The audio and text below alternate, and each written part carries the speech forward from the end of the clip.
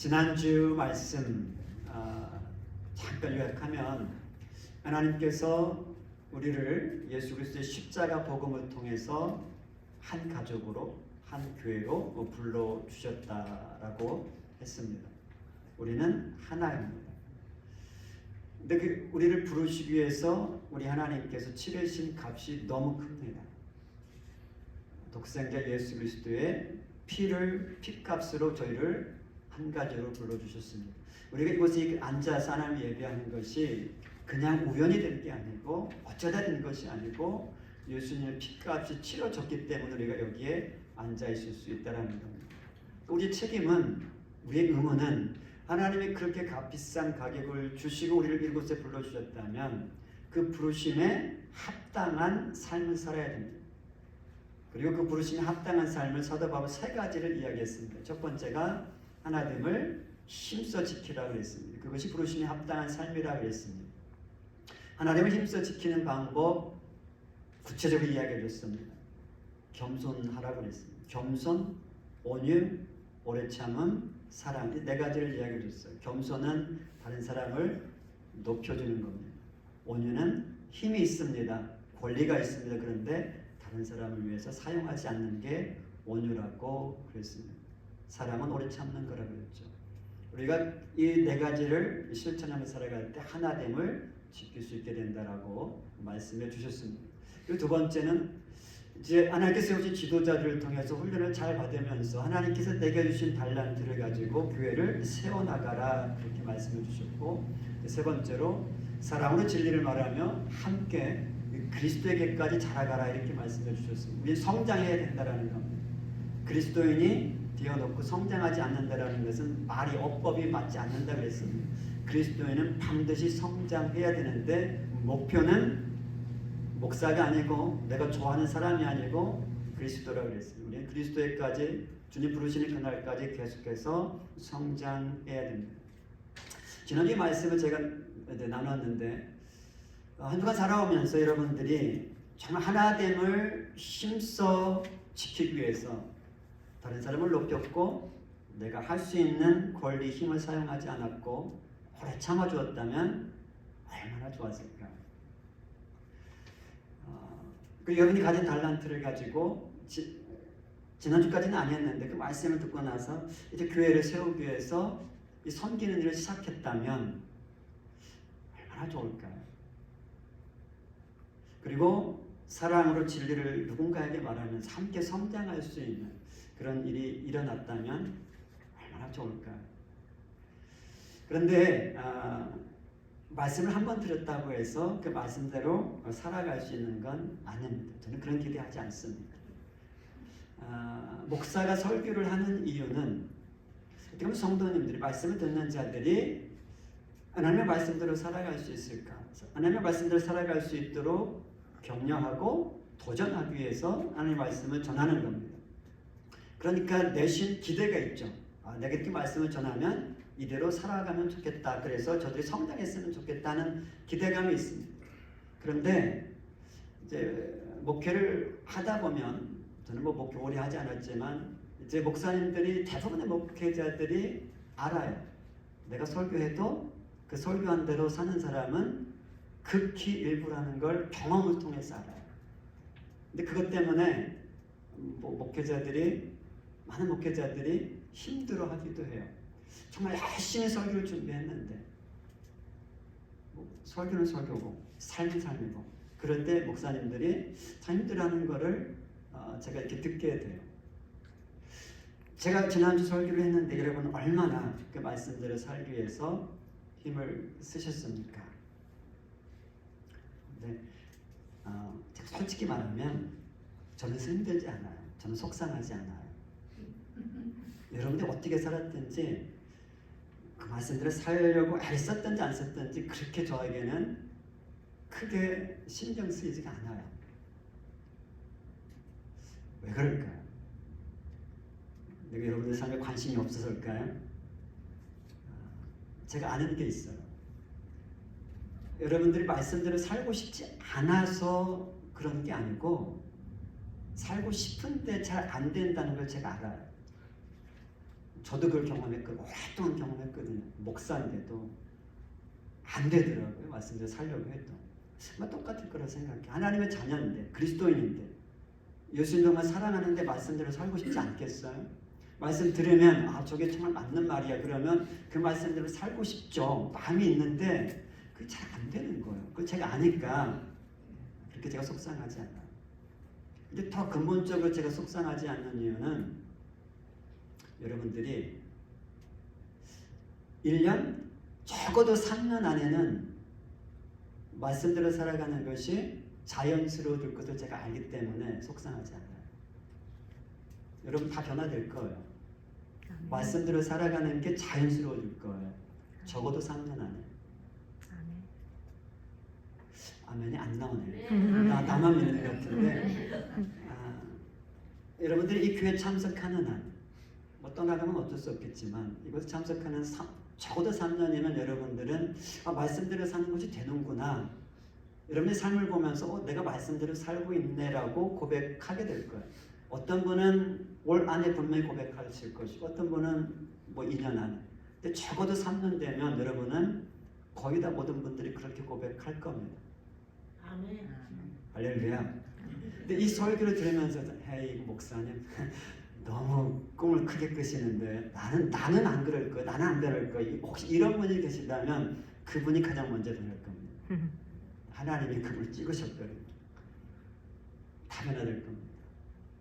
제가 이것을 믿는 이유가 있어요. 그냥 허풍치는 게 아니고요. 제가 믿는 구석이 있어서 그래요. 내가 뭘 믿는가 하면은 그거는 여러분이 제 설교를 다 듣고 나면 목사님이 저걸 믿어서 저렇게 얘기했구나 라고 알게 될 겁니다. 저와 여러분은 말씀대로 살아가는 것이 이게 되는 거구나 라고 다 고백하게 될 겁니다. 오늘 지난주에 이제 사도 바울이 부르심에 합당한 삶을 살아가라 하면서 저 세 가지를 이야기해 주셨는데, 근데 오늘 말씀에 오늘 보면 이어서 주신 말씀이잖아요. 오늘 말씀에는 그 부르심에 합당한 삶을 살기 위해서 필요한 것을 이야기를 해요. 부르심에 합당한 삶을 살아가라 지난주에 이야기했습니다. 16절까지 4장 1절 16절까지. 그 사도 바울도 지금 그 말씀을 전했지만 에베소 교회 성도들이 그 말씀대로 살 거라고 기대하지 않아요. 못 살아요. 그래서 오늘 또다시 말씀하시는 거예요. 그렇게 살려면 이게 필요하다라고 오늘 가르쳐줘요. 부르심에 합당한 삶을 살려면 이것이 필요하다 너희들이. 그래서 오늘 또 이 말씀을 주시는 겁니다.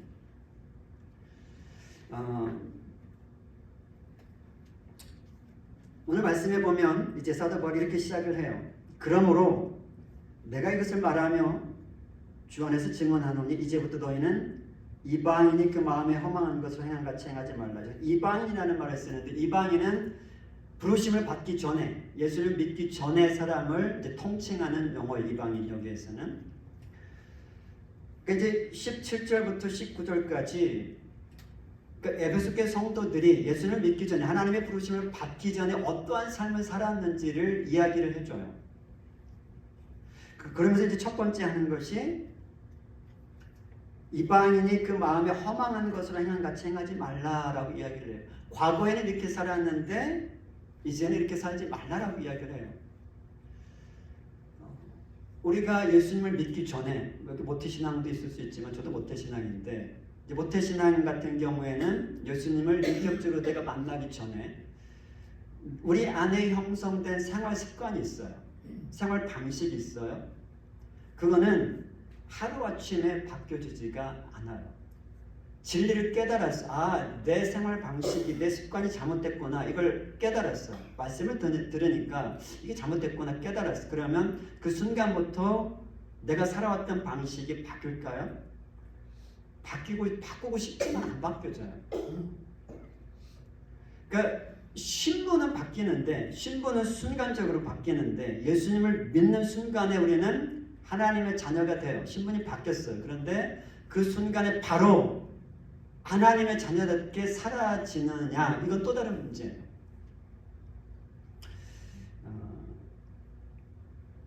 우리가 이 왕자와 거지라는 동화 잘 알고 있죠. 어릴 때 많이 듣던 동화죠. 이제 어느 날 이 왕자와 거지가 너무 똑같이 생겼습니다. 이제 왕궁 근처에서 둘이 만나게 돼요. 그러면서 옷을 바꿔 입습니다. 왕자가 거지의 옷을 입고 거지가 왕자 옷을 입습니다. 이제 진짜 왕자는 이제 거지 옷을 입고 거리로 나가는 거고, 진짜 거지는 왕자의 옷을 입고 왕궁으로 들어갑니다. 신분이 바뀌었어요. 진짜 바뀐 건 아니지만 환경이 바뀐 거잖아요. 그런데 이제 거리로 나간 거지, 진짜 왕자가 거리에서 쓰는, 사람들이 쓰는 말투나 삶의 방식에 전혀 익숙하지가 않고 낯설잖아요. 그러니까 거지의 옷을 입고 왕자처럼 말하고 행동하는 것. 사람들이 그 사람 보고 뭐라고 이야기했어요? 미쳤다라고 이야기해요. 이 거지 주제에 왕같이 행세한다고. 근데 이제 거지가 이제 왕자 옷을 입고 왕궁으로 들어갔습니다. 왕자 옷은 입었는데 왕궁에 들어가서 보니까 어떻게 해야 될지를 전혀 모르겠는 거죠. 무슨 말을 해야 될지, 어떻게 하는 것이 옳은 것을 전혀 몰라요. 그러니까 왕자의 옷을 입었는데 거지처럼 말하고 행동하는 거죠. 오랜 시간에 걸쳐서 왕자가, 거지가 이제 저들의 삶을 배우고 익숙하게 되면서 이제 변해가는 거죠. 그러니까 하루아침에 신분은 변했지만 그들 안에 몸에 배어있는 습관, 이 생활 방식은 이게 하루아침에 변하지가 않는다는 거예요. 어려워요.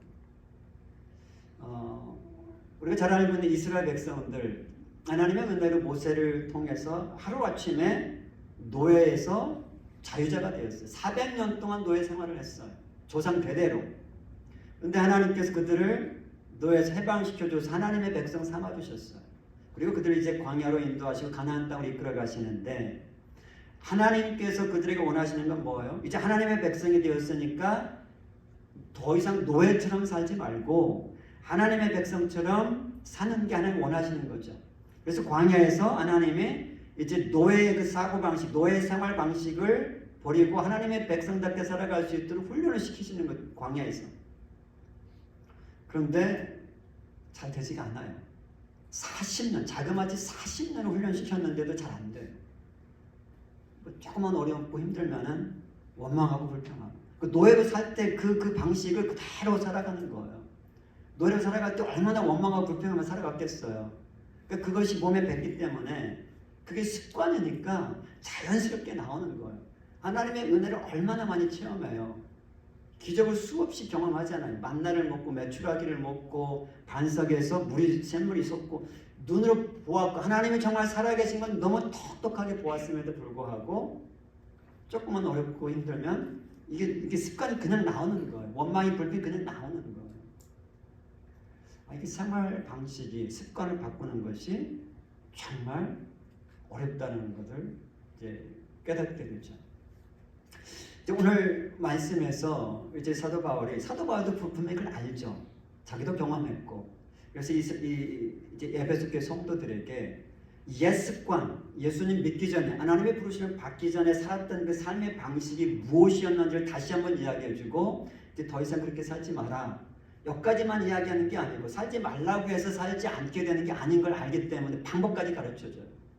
살지 말라고 해놓고 그 비결을 가르쳐줘요. 오늘 저는 이제 그 비결을 여러분들에게 이제 소개하려고 합니다.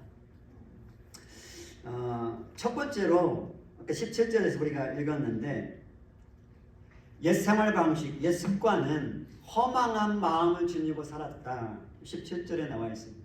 그러니까 이방인들, 예수 믿기 전의 삶은, 에베소 교회 성도들은 허망한 마음을 지니고 살았다. 이 허망한 마음, 여기서 마음이라는 단어가 제가 조금 아까 사용했던 사고방식이라는 뜻이에요. 우리는 마음하면 욕을 얘기하는데 욕이 아니고 여기서는 사고방식을 이야기해요. 사고방식, 혹은 제가 예전에 썼었는데 내면의 프로그램이라고 하는, 우리 안에 프로그램이 깔려 있어요.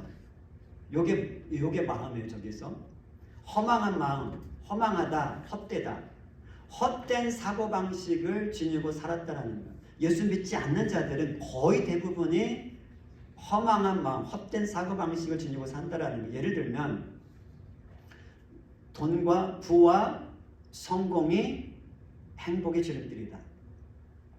수많은 사람들은, 예수님을 모르는 사람들은 그렇게 믿고 살아요. 돈이 많으면, 성공하면 행복할 것이다. 헛된 사고방식입니다.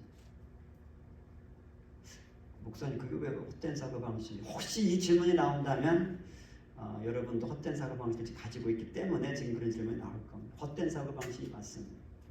쾌락이 최고다. 이것도 수많은 사람들이 그렇게 생각하고 살아가요. 나의 존재 가치는 다른 사람들이 나를 인정해 주느냐 그렇지 않느냐에 달려있다.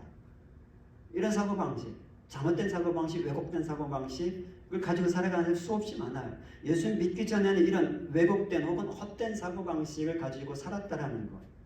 더 이상 그렇게 살지 말라고 사도 바울이 이야기하고 있는 거예요. 두 번째는 총명이 어두워졌다. 그러니까 예수 믿기 전에는 다 총명이 어두운 상태에 살아간다는, 여기서 총명이라는 것은 아까 마음이 사고 방식이었다면 총명은 사고 과정을 이야기해요. 그러니까 뿌리가 잘못되어 있기 때문에 거기서 나오는 것이 잘못됐다는, 뿌리가 마음이라면 총명은 거기에서 흘러나오는 것, 뿌리에서. 그러니까 사고 방식이 잘못되어 있으니까 사고하는 과정 자체가 잘 될 수가 없죠. 전제가 잘못됐기 때문에 그것을 바탕으로 하는 생각이 잘못될 수밖에 없는 거죠. 예를 들면 아까 이야기했듯이 부와 성공이 행복의 지름길이다. 이 사고방식을 가지고 있는 사람들은 부와 성공을 얻기 위해서 잘못된 방식도 정당화시킵니다. 사고 방식이 잘못되어 있기 때문에. 행복을 위해서는 돈을 벌어야 되고 성공해야 되고, 그러다 보니까 그것을 위해서는 자기가 잘못된 생각을 하고 있는지도 모르고 그냥 그렇게 살아가요. 저 총명이 어두워졌기 때문입니다. 그리고 무지하다. 여기서 무지하다라는 말은 하나님의 진리를 모른다라는 얘기입니다. 진리에 무지하다라는 겁니다. 하나님의 진리를 모르니까 돈과 성공이 행복의 지름길이다라고, 이 거짓을 진짜처럼 믿고 살아가는 겁니다. 하나님의 진리는 뭔가 하면 행복은 어디서 오는지 아세요? 하나님의 말씀에 행복은 어디서 옵니까? 이걸 모르면 아직 여러분들은 진짜 행복을 모르는 겁니다. 행복은 하나님의 말씀대로 사는 데에서 와요. 여기서도 아멘이 안 나오죠. 이게 지금 새로운 이야기가 아닌데 신명기 10장 13절에 나옵니다. 하나님께서 우리에게 말씀을 주신 이유는 우리의 행복을 위해서 주신 거예요. 그 말씀대로 살면 우리가 정말 행복하게 살 수 있다는 거예요. 그러니까 근데 이 진리를 모르면, 그 말씀드렸지, 돈에서 행복을 찾으려고 하고 성공에서 찾으려고 하고 다른 사람들 인정해서 찾으려고 하는 거죠. 쾌락에서 찾으려고 하는 거죠. 무지한 겁니다. 하나님의 진리를 모르기 때문에 그러는 거죠. 근데 마음이 굳어졌다. 마음이 돌처럼 딱딱한 거예요. 그러니까 진리가 들어갈 공간이 없어요. 이제 거짓을 진리처럼 믿고 살아가다 보면 그것이 이제 굳어져가지고 진리가 안 들어가요. 그래서 진리를 외쳐도 안 듣습니다. 못 들어요. 그러니까 우리가 복음을 전할 때 믿지 않는 자들 복음 전하면 복음을 듣자마자 받아들이는 사람은 거의 없습니다. 마음이 딱딱하기 때문에, 굳어졌기 때문에 진리가 안 들어가요. 근데 그리스도인들 가운데에도 거짓을 진리처럼 믿고 살아가는 사람들이 있고, 그것을 오랫동안 믿어왔다면 여기 설교 시간에 혹은 말씀을 읽으면서 진리를 읽어도 들어도 깨닫지를 못해요. 그냥 스쳐 지나가요. 왜? 내가 믿고 있는 거짓을 진리처럼 믿고 있는데 그게 너무 굳어졌기 때문에 그것을 뚫고 들어갈 수가 없죠. 진짜 진리가. 마음이 굳어진 겁니다. 그럼 하나님의 생명에서 떠나 있습니다. 진리를 모르니까 하나님의 생명에서 떠날 수밖에 없죠. 그러니까 지금 예수를 믿지 않는 사람들, 옛 생활 옛 습관의 출발점이 어딘가 하면 무지입니다. 무지. 진리를 모르는 거예요. 진리를 모르기 때문에 마음이 거짓으로 차 있는 거고, 그래도 사고하는 방식 자체가 이 거짓 위에 삶을 쌓아가고 있는 거예요. 그게 옛 생활 방식, 옛 습관이라는 겁니다. 다시 한번 말씀드리지만 믿지 않는 자들 가운데 대부분이 그렇게 살아가요. 아마 여러분의 과거를 믿기 전에 삶을 돌아봐도 동의하실 겁니다. 그런데 어떤 사람들은 예수 믿지 않는데도 불구하고 진리에 따라 살아가는 사람들이 있어요. 많지는 않지만 있어요. 그 사람들은 어떤 식으로든지 부모를 통해서 배웠든지 이 진리를 깨달은 사람, 성경을 모르는데 성경의 원리, 성경의 진리를 깨달아서 그대로 살아가는 사람들이 간혹 있어. 근데 그런 사람들의 삶을 보면 정말 행복하게 살아요. 정말 성공한 삶을 살아가. 있어. 많지 않아. 진리를 모르고는 행복할 수가 없습니다. 그 다음에 계속해서 이야기합니다. 옛생활 방식 감각 없는 자다. 19절에 되어 있지. 감각이 없다. 영적으로 도덕적으로 죄가 무엇인지 죄를 지면서도 감각이 없는 거예요.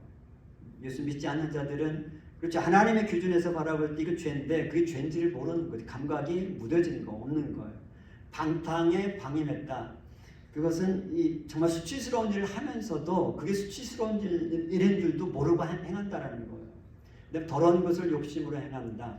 이게 욕심으로 살아가다 보니까 예수님을 믿지 않는 자는 다 자기 중심이잖아요. 예수 믿은 후로도 이 습관이 바뀌지 않으면 여전히 자기 중심으로 살아가는 사람이 있지만 이게 욕심이에요. 자기 중심으로 살아가다 보니까 이게 한 번, 두 번 가끔 죄를 짓는 게 아니고 죄가 습관이 되는 거예요. 내 중심대로 살아가다 보면 하는 게 다 죄예요. 내 중심대로 하니까 다른 사람들이 상처가 되든 어쨌든 하나님 마음이 믿지 않는 자들은 하나님 마음에 관심도 없겠죠. 저렇게 살아갔던 것이 너희들의 옛 생활 방식이었다라는 습관이었다라는 거예요. 이제 그것을 먼저 지적을 해줍니다. 사도 바울이 에베소 교회 성도들이 그랬다라는 거예요. 그러면서 이제 20절에서 오직 너희는 그리스도를 그같이 배우지 아니했다 이렇게 이야기합니다.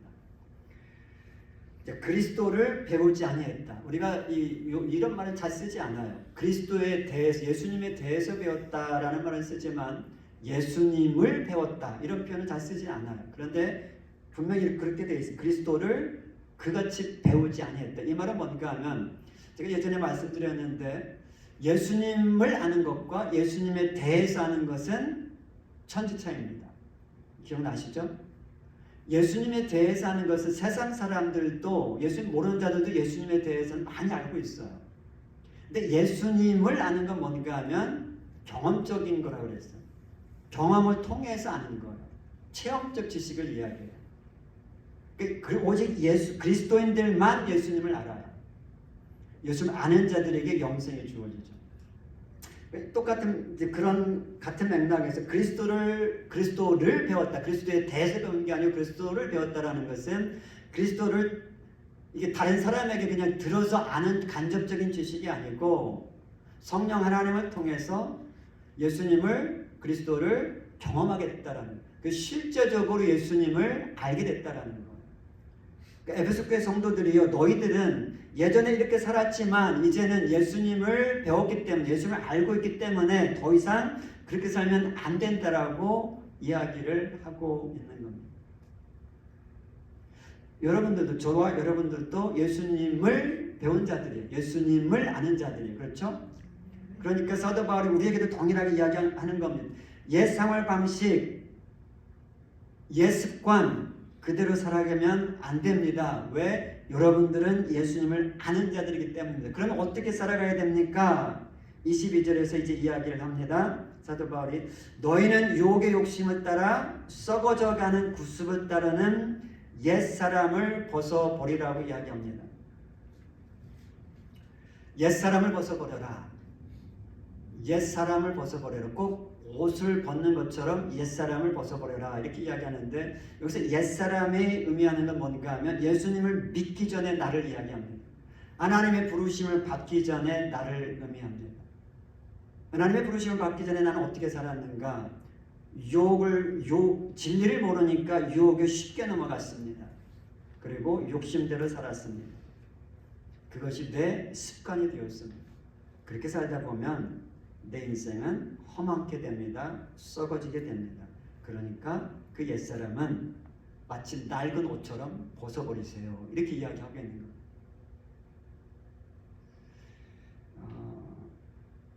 이제 왕자와 거지의 이야기를 하자면 마치 옛사람을 예수님을 믿고 우리가 그리스도인이 되었음에도 불구하고 하나님의 자녀가 되었음에도 불구하고 옛 습관을 가지고 살아간다면 뭐와 같은가 하면은 왕자가 거지의 옷을 입고 살아가는 것과 같아요.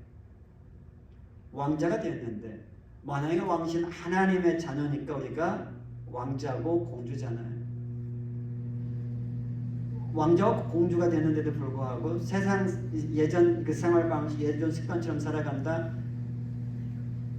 신분은 변했는데 말하는 거 보니까 거지와 같아. 행동하는 거 보니까 거지와 같아. 어울리지 않는다라는 거. 그렇게 살지 말라는 거.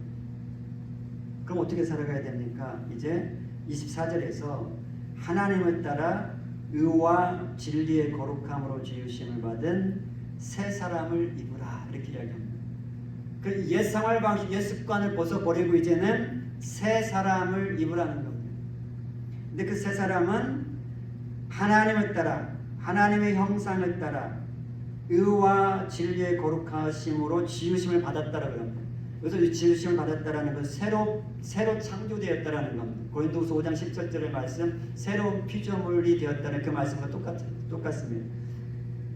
하나님의 형상을 따라 진리를 배워서 진리를 따라서 의롭게 되었고 거룩하게 되었으니까 의로운 삶, 거룩한 삶을 살라는 겁니다. 그게 새 사람을 입으라는 말씀 속에 담긴 의미입니다. 진리를 몰랐을 때는 우리가 의롭지 못했고 거룩하지 못했는데 이제 진리를 깨닫고 나서 이제 의롭고 거룩한 새 사람이 되었으니까 그러한 삶을 살아가라고 이야기하고 있는 겁니다. 여기까지는 뭐 지난주에 말한 것과 별로 다르지 않아요. 부르심에 합당한 삶을 살아가라. 세 가지 이야기했죠. 그렇게 살아가라. 오늘은 이제 부르심에 합당한 삶, 옛날 습관대로 살아가는 거 맞지 않으니까 그거 버리고 이제 새롭게 살아가라. 새로운 삶을 살아가라. 아멘. 근데 어떻게 해요? 이 질문이 나오는 거 어떻게? 옛사람을 벗어버리고 새사람을 입으라 하고 싶어요. 새사람 입고 살고 싶어요. 정말 왕자처럼 살고 싶어요. 나 더 이상 거지 아니에요. 왕자처럼 살고 싶은데 이 왕자 옷을 입고 거지가 왕고로 들어간 거지처럼 어떻게 할 줄 모르는 거죠. 익숙하지가 않아요. 어색해요. 우리에게 익숙한 건 뭐예요? 그냥 거지처럼 살아가는 게 익숙한 거예요. 왜? 거지처럼 평생 살아왔으니까. 근데 그것을 지금 신분이 하나님께서 은혜로 우리의 신분을 왕자로 바꿔주셨는데 이게 어색해요. 우리 뇌는 익숙한 것을 친구처럼 여긴대요. 익숙하지 않은 것은 적처럼 여긴대요. 그러니까 익숙하지 않은 게 들어오면 우리 뇌가 직접적으로 쳐내려고 한대요. 우리 뇌가. 그러니까 익숙한 게 그게 진짜든 가짜든 익숙한 것은 우리 뇌가 진짜로 여긴다고 과학자들이 그렇게 이야기하더라고요. 그러니까 우리 예수 믿기 전에 우리의 삶이 예를 들어 30년, 40년을 예수 믿기 전에 옛 생활 방식, 죄된 생활 방식 살았다 생각해 보세요. 그게 너무 익숙하죠. 근데 은혜로 40년 만에 예수를 믿고 하나님 나라의 자녀가 되었어. 왕자가 됐습니다. 공주가 됐습니다. 이제 그렇게 살아가야 되는데 이게 익숙지가 않아요. 그렇게 살아보려고 하니까 우리 뇌가 쳐내요. 그것도 아니야. 그렇게 살지 마. 그냥 거지처럼 살아가. 그게 너야. 우리 안에서 그렇게 이야기를 하는 거죠. 그럼 어떻게 해야 돼요? 이제 사도바울 답을 줘요. 사도바울 답이기 때문에 답이 23절에 나와 있습니다. 오직 너의 심령이 새롭게 되어. 이게 답입니다.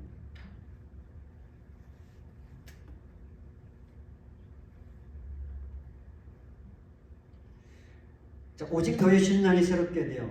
이제 심령이 새롭게 되면 옛사람을 벗고 새사람을 입는 삶, 옛 습관을 버리고 이제 새로운 사람처럼 살아갈 수가 있게 된다는 겁니다. 심령이 새롭게 되어야 된다. 여기서 심은 마음이고 영은 영의 스피릿이에요.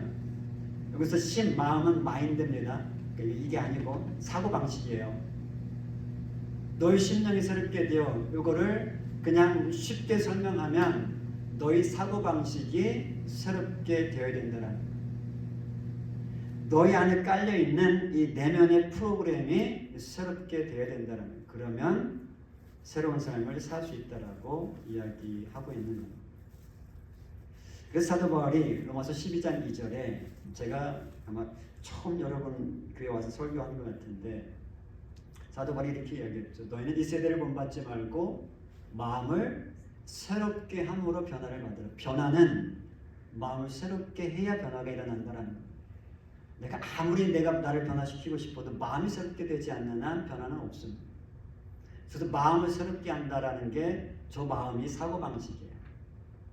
헬라어로 말하면 잊어버리셨겠지만 누스라고 그러면 누스. 그러니까 이 마음이 아니고 이 하트가 아니고 마인드. 이 사고방식, 이 내면의 프로그램을 바꾸지 않으면 변화는 없다. 그러니까 마음의 프로그램, 이 사고방식을 바꾸라. 그러면 새로운 삶을 살 수 있다. 이제 그렇게 사도 바울이 가르쳐주고 있는 겁니다. 그러면 어떻게 마음을 새롭게 할 수 있을까요?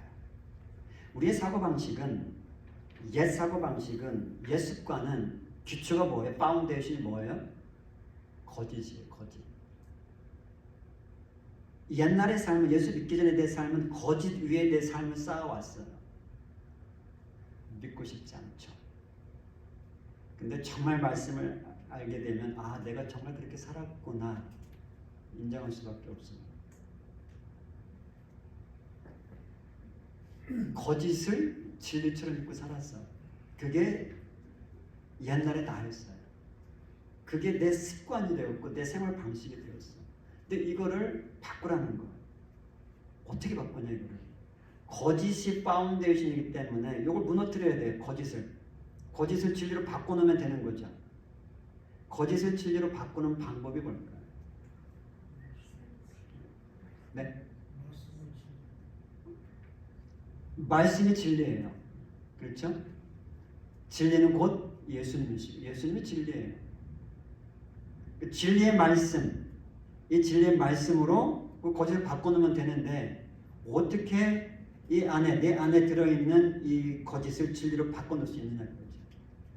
첫 번째는 일단 인정을 해야 돼요. 내 안에 거짓된 사고방식, 이 거짓된 가치관 혹은 거짓된 이 프로그램이 깔려 있다는 걸 인정을 해야 돼요. 이건 안 보여요. 눈에 안 보이고 잘 인식이 잘 안 돼요. 왜? 그게 너무 익숙하다 보니까 그게 나라고 생각을 하니까 그냥 무심코 살아. 그게 무의식이에요. 그냥 심리학자들이 말하는 무의식. 그러니까 그냥 자동적으로 그렇게 살아가다 보니까 인식이 잘 안 돼요. 그러니까 아, 내가 예수 믿기 전에 모든 사람들이 그러니까 누구도 예외가 없습니다. 누구든지 다 내 안에 이 잘못된 거짓된 이 프로그램이 깔려 있다는 걸 일단 인정을 해야 돼. 그리고 나서 이제 진리의 말씀인 하나님의 말씀으로 이제 바꿔나가는 일을 시작해야 되는데 방법은 이미 여러분이 하고 계십니다. 진리의 말씀을 계속 내 마음에 자꾸 부어넣는 거예요. 이 거짓은 꾸정물과 같아요. 우리 안에 꾸정물이 너무 많아요. 근데 꾸정물이 너무 익숙해. 그냥 꾸정물을 먹고 살아가는 거예요. 이 생수가 맛보지 못했고 생수가 뭔지 모르니까 꾸정물만 계속 먹고 살았기 때문에 꾸정물이 그냥 내가 먹고 사는 건지 알고 살았어. 근데 이 꾸정물을 퍼내야 되는 거예요. 내 안에 거짓을 퍼내야 되는데 방법은 생수, 이 진리를 계속 내 안에 집어넣는 거예요. 언제까지? 꾸정물이 빠져나갈 때까지. 근데 꾸정물이 많으면 많을수록 이 생수를 그만큼 많이 부어야 되겠죠. 하나님의 말씀을 그만큼 더 많이 집어넣어야 되겠죠. 하나님의 말씀을 집어넣는 방법은 묵상하는 겁니다. 하나님의 말씀을 내 입술에 담아서 계속 반복하는 거예요. 이스라엘 백성들이 40년 동안 광야를 돌면서 하나님이 그렇게 기적을 보여주시고 모세를 통해서 말씀을 주시고 해서 그렇게 살지 마라. 너희 아니야. 더 이상 너희들은 이제 내 백성이야. 아무리 가르쳐줘도 40년 동안 해도 안 됐어요.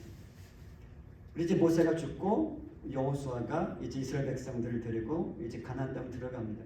들어가기 전에 바로 전해주셨던 말씀 여호수아에게 이스라엘 백성들이 이제 가나안 땅에 들어가면 내 백성처럼 살아가야 되는데 방법은 하나라는 거예요. 하나님의 나라 백성처럼 살아가려면 이거 해야 된다. 율법책을 내 입술에 떠나게 하지 말고 내 말씀을 주야로 묵상함으로 그 안에 기록된 대로 다 지켜 행하라. 묵상하며 살아갈 때 하나님의 말씀을 입에서 떠나지 않게 할 때에 하나님의 말씀대로 사라진다라는 거예요.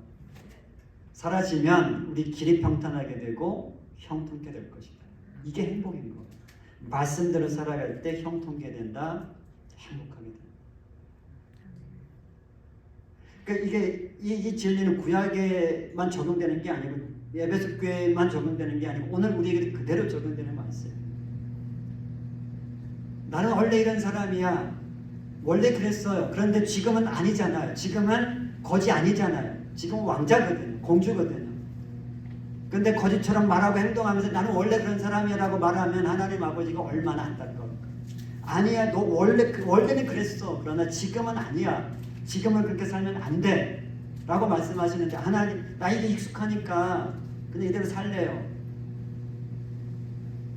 세상 사람들이 볼 때 어색해 보여요. 아, 그리스도인이라며, 하나님의 백성이라며, 하나님 자녀라며, 근데 왜 거짓처럼 살아가?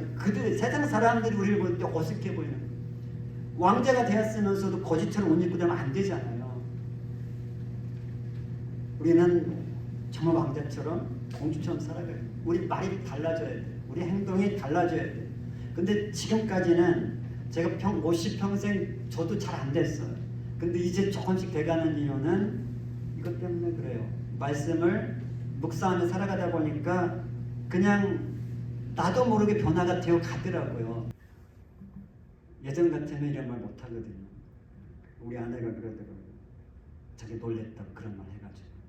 그러니까 찡찡대면 좀 막 불편해가지고 말도 안 하고 싶고 오히려 안 좋은 말 하고 싶은데 내 입에서는 겸손이잖아. 우리가 겸손을 이야기할 때 다른 사람을 높여주는 거야. 나도 모르게 그 말이 나오는 거야. 말씀 묵상하면 나도 모르게 돼요. 말씀이 사라져요.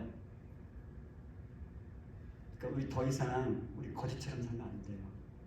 정말 우리 왕자 됐으니까, 공주 됐으니까 방법은 심령이 새롭게 되는 말씀을 묵상하며 살다 보면 나도 모르게 말씀이 사라지고 말씀이 사라지는 것이 신명기 10장 13절 말씀인데 내가 오늘 내 행복을 위하여 내게 명하는 여호와의 명령과 규례를 지킬 것이 아니라 우리의 행복을 위해서 하나님께서 말씀을 주셨는데 정말 행복하고 싶으냐? 그러면 내 말씀대로 살아봐. 말씀대로 사는 비결 묵상하면 돼. 하나님이 다 가르쳐 주셨으니 핑계 댈 게 없어 이제. 우리가 정말 말씀을 묵상하며 살아감으로 주야로 묵상하며 살아감으로 옛사람을 벗고 새 사람을 입는 그런 삶을 살아갔으면 좋겠습니다. 이제 말씀을 마치는데요. 저도 말씀드리지만 우리의 생활 습관, 생활 방식이 쉽게 변하지 않습니다. 이게 평생 예수 믿기 전까지는 수년 혹은 수십 년 동안 반복해서 경험적으로 만들어진 거거든요. 그러니까 그걸 깨는 게 죽을 만큼 힘들어요. 작심삼일이 거기서 나오는 거죠. 하고 싶은데 안 돼요. 이 뇌과학자들이 뭐라고 얘기하는가 하면은 한 가지 습관을 바뀌기 위해서 적어도 21일 동안 새로운 것을 계속 반복해야 된다고 이야기를 해요. 뇌과학자들이 그래요. 그 21일 동안 새로운 걸 반복하면 이제 우리 뇌가 인식을 한다고 그래요. 아, 이제 내가 바뀌어야 되는가 보다. 이제 그때서야 내가 바뀌어야 되는가 보다 그 인식을 한대요. 그리고 100일을 하면 습관 하나가 완성된대요. 새로운 습관. 뭐 사람마다 편차는 있겠지만 그만큼 오래 걸린다라는 거예요. 자, 요 원리 이것은 이제 실험을 통한 인간을 연구하면서 실험을 통해 얻은 이 지식이기 때문에 그걸 이 말씀에 적용해 보면 우리가 하나님의 말씀을 묵상하며 살아가는 것이 우리를 변화시키는 유일한 방법이다. 가장 좋은 방법이다. 그러면 이거 얼마만큼 해야 되는가? 적어도 100일을 해야 된다는 거예요. 계속 반복해가지고. 근데 우리는 100일이 아니고 지금 평생 할 거거든요. 그러니까 안 변할 수가 없어요. 그래서 제가 처음에 여러분이 변화될 거 제가 안다고 그랬잖아요. 변화될 겁니다. 왜? 묵상을 하니까. 근데 꾸준히 하게 되면 어떤 사람은 1년, 어떤 사람은 2년, 적어도 3년만 하시면 다 변화됩니다. 3년 했는데도 변화되지 않았던 3년 잘 했는데 변화가 안 됐어요. 그러면 정말 제가 책임질게요. 어떻게 책임질지는 모르겠지만 제가 책임질게요. 제가 책임질게요. 다 됩니다. 말씀 묵상 주야로 하시면서 우리 모두 다 정말 변화된 삶, 정말 왕자처럼 공처럼 살아가서 주변 이 세상 사람들이 보면서 정말 부러워해야 되잖아. 나도 저들처럼 왕자처럼 공주처럼 살고 싶다. 이런 마음 들게 해야 되잖아요. 다 그런 삶을 살아가는 여러분들 되기를 예수로 축원합니다. 하나님 아버지,